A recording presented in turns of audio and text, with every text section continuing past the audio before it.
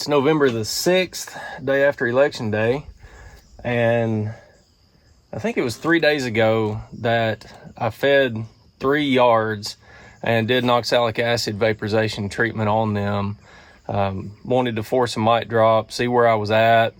It's been several weeks since I've done any vaporizations, and at this time of year in Tennessee, the drones get kicked out of the hive, and Zach Lamas has done some work on drones basically being a reservoir for mites. The mites selectively go after drones, even adult drones, not just drone brood, but they might selectively live on adult drones. And then when those adult drones get kicked out of the hive, the mites switch and go on to workers. So that can affect, mite washes and things like that.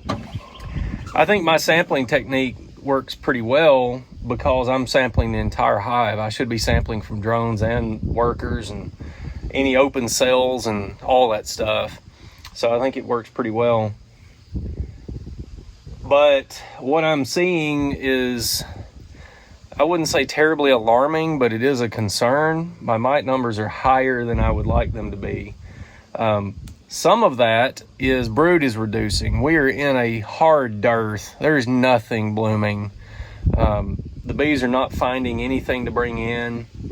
So brood rearing has really slowed down. We haven't hit cold weather yet. I'm still feeding because we haven't hit cold weather yet. So, they've got the resources to make brood, but they don't have anything coming in. So there's no stimulus to make brood. Daylight's getting shorter and shorter. So brood is reducing, and that exposes more and more mites, meaning that my oxalic acid is more effective. So I'm trying to remember that and not freak out thinking that all of a sudden my mite population has gotten a lot bigger. It's just that I'm probably getting a better kill. But I've put a lot of thought into this, and I'm just going to have to do something different next year regarding mites. I really like oxalic acid vaporization. I think it's a minimal treatment. It's organic. It doesn't leave a residue. It's legal. All those things are good. But it only works while I'm here in the bee yard and for a number of hours after that, like 24, 48 hours. There's debate on how long it actually works after it's administered. But it has a very short, effective time window. And it does not work on sealed brood. And most of the mites are going to be in your sealed brood. And that means that I have to do repeated treatments. And I've noticed this year that as my hive counts go from 100 to 240 or whatever, 220, 230, it just got to be a lot of labor. The labor just keeps getting bigger and bigger and bigger. So oxalic acid vaporization works while I'm here at the bee yard. I need something that works while I'm not here at the bee yard. And that's got me really thinking about extended release oxalic, doing that in May, and that would help keep mite numbers low, so it's easier to get under control later in the summer. It's got me thinking about doing a thymol treatment after honey supers come off in July or August. Something that is less labor and helps me solve problems if I have them. My number one answer is going to be breeding for resistance. And I've got quite a bit of resistance in my bees. I don't think I've got enough to not do anything. And I've got to be able to manage downside risk, huge downside risk. My friend Troy Hall was treatment free for a number of years and successful at it. And then one year he had a 90% loss event. When you're trying to raise kids and support a family, you can't have too many of those. That's a big deal. So I've got to be able to manage downside risk. I've got to have the ability to solve problems when they come up quickly and labor efficiently. And I'm going to have to add some more tools to my mite toolbox to feel good about that. I've got too much risk under me right now. I'm not comfortable with where I'm at. take a look at some of these. This is a bad one. I've already marked them.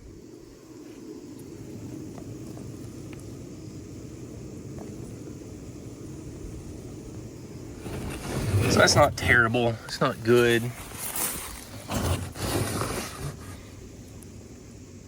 Again, not terrible, but not good. This one actually is pretty good.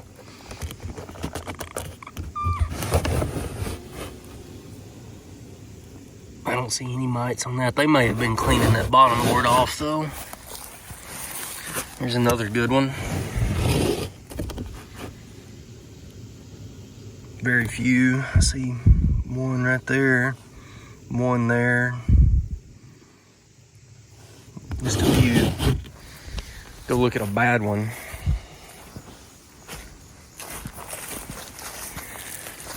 This one has 2 bad mite checks, and it was grumpy when it shouldn't have been grumpy. Look down and see that.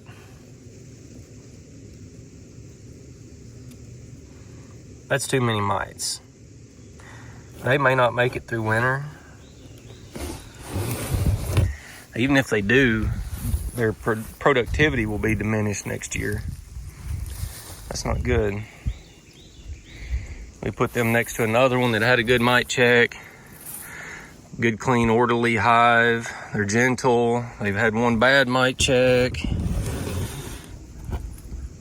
And even that's not too bad.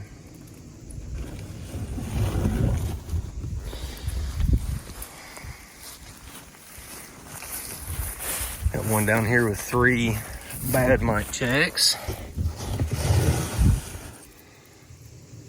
That's what you don't want to see in November.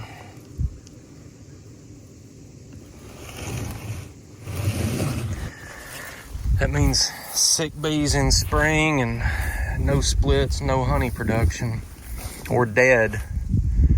That's exactly what that means. This one may be a breeder next year. I like this colony a lot. But even they've got some mite pressure.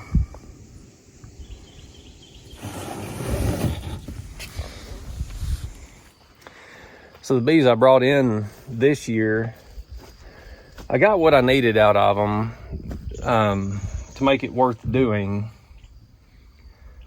But in the future, I think I'm going to grow my bees from my own stock, or if I bring in outside stock, it's going to be VSH. Tested, tried, and true VSH, high VSH stock. I think that's the only thing that I will bring in. The bees I brought in this year have not performed like my bees typically do, and I think they've got higher mite numbers. In fact, I know they do. They've definitely got higher mite numbers than my stock does. Plans for the future. Plans for the future. Increasing my mite treatment effectiveness, increasing my testing regimen on my breeders, and bringing in high VSH stock. You know, it's funny, but as a beekeeper, I'm a professional beekeeper.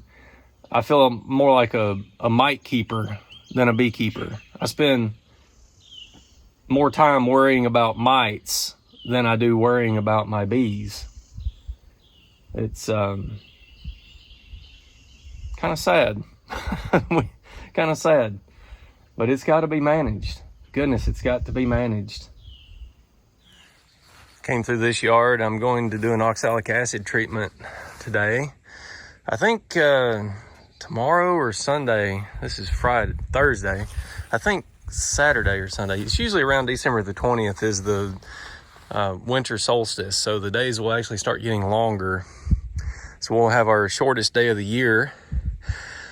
And that generally, depending on weather, coincides with the least amount of brood every year, which makes it a really good time to do an oxalic acid treatment.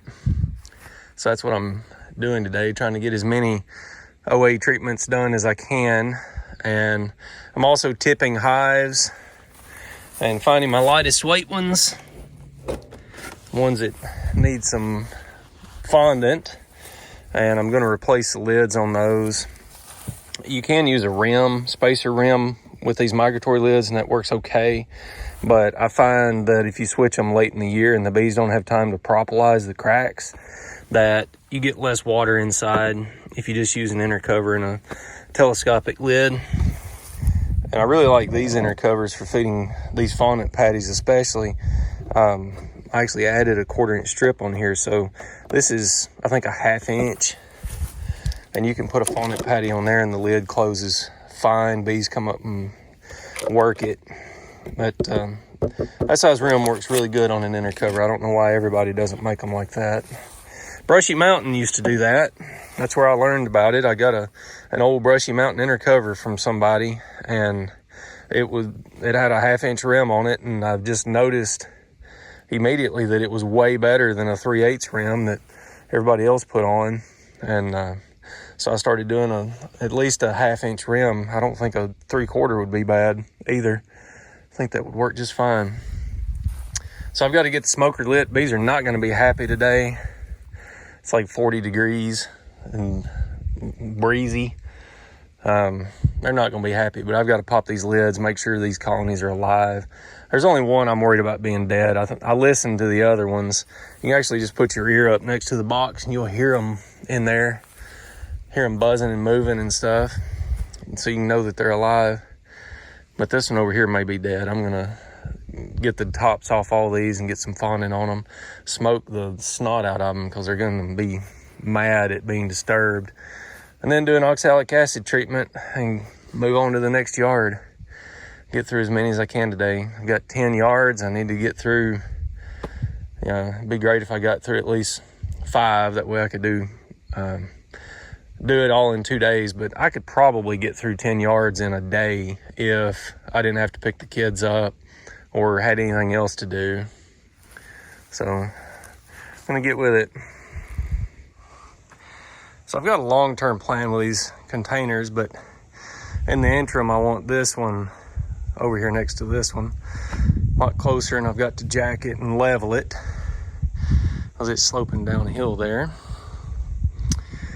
And it weighs, let's see, tare weight 8,160 pounds.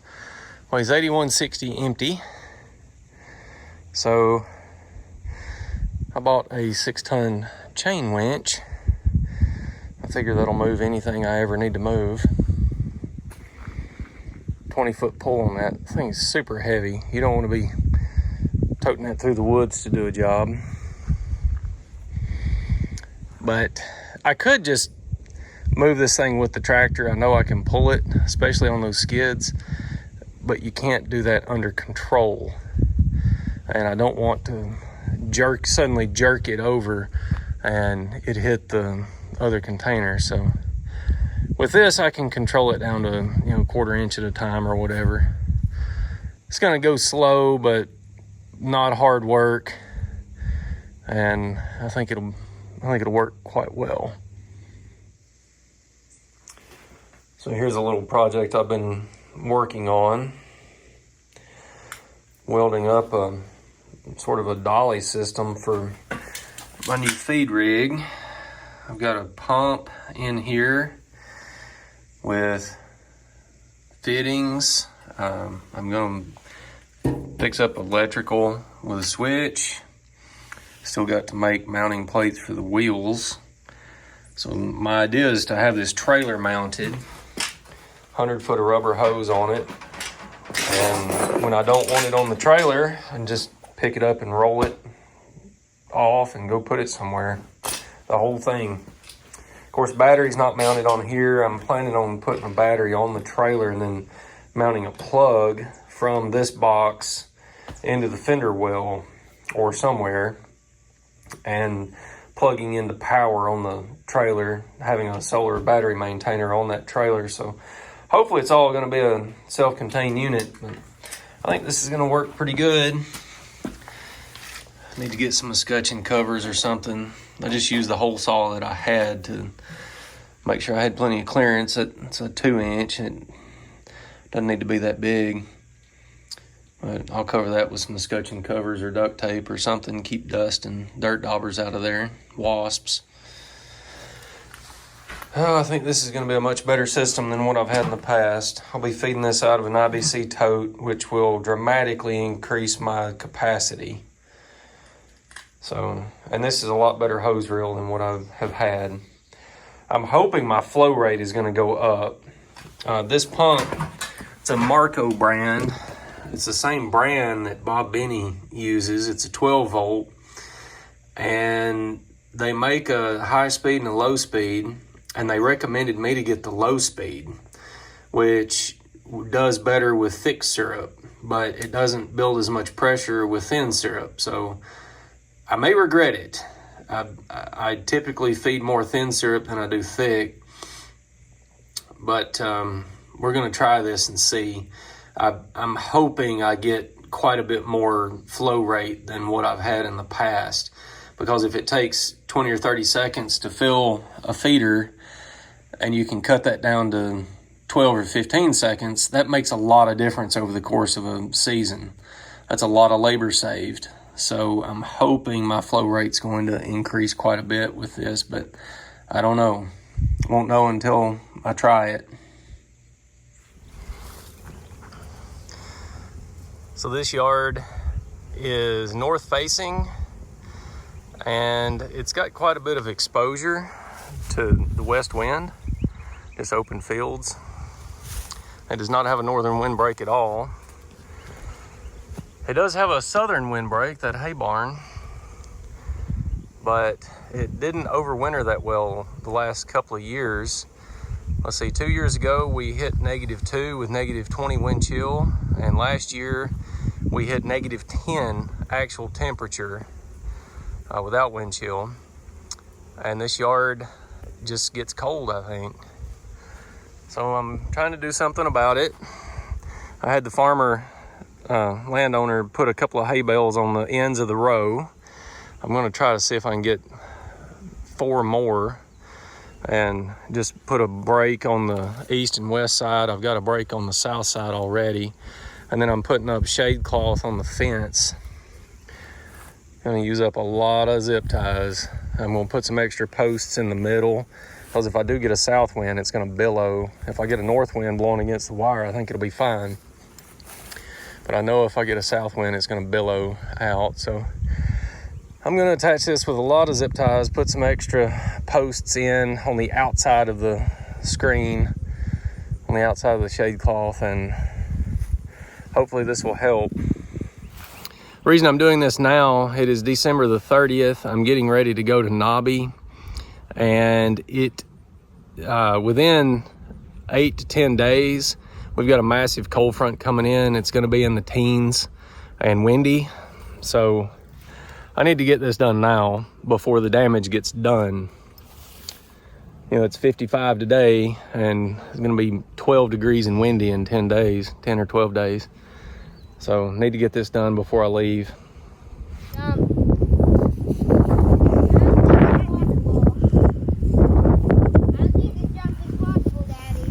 Which one? Oh, that's a big jump. Those two are the two closest males. I can do it.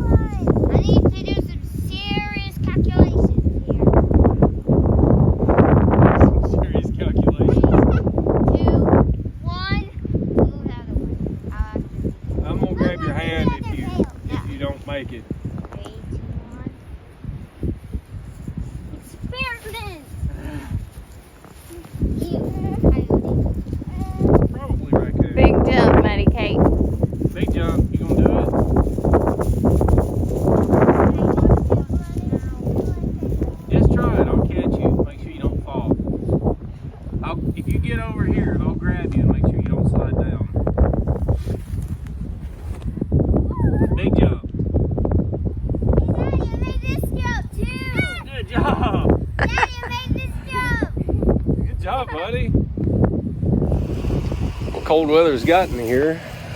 Came to take a look at this yard and make sure that this shade cloth is hanging on. It's right after Nobby. I've lost my voice. landowner did a surprise for me here. So I asked my landowner if he could put a couple more bales on each end of this row of hives. And he put an entire row on the backside as well. So they've got full wind block to the south. Can't do that to the north because of the cows would eat the hay. It's amazing how there's a calm right here. You kneel down and where they aren't protected, you see the wind moving, and here there's just nothing. Stand up and you can feel it. There's just a calm right here. That's awesome. That's really, really good. And this is held up. We had some strong winds, 35, 45 mile an hour winds. This is holding up good. Nothing but zip ties and shade cloth. Put a few extra fence posts in to hold the backside. I need to get another 15 feet and continue that down and cover these on the end here. This is actually working a lot better than I thought it was going to. I thought having that barn to the south would block a lot of the south wind, but I talked to the landowner about it, and he said he thinks there's a vortex that comes over that barn and swirls and causes the wind velocity to pick up as it hits my hives. And he may be right. But this is gonna work good. I think they'll winter better in here than they did the last couple of years. We've got some deep cold coming, so I'm glad to get this done before that hits.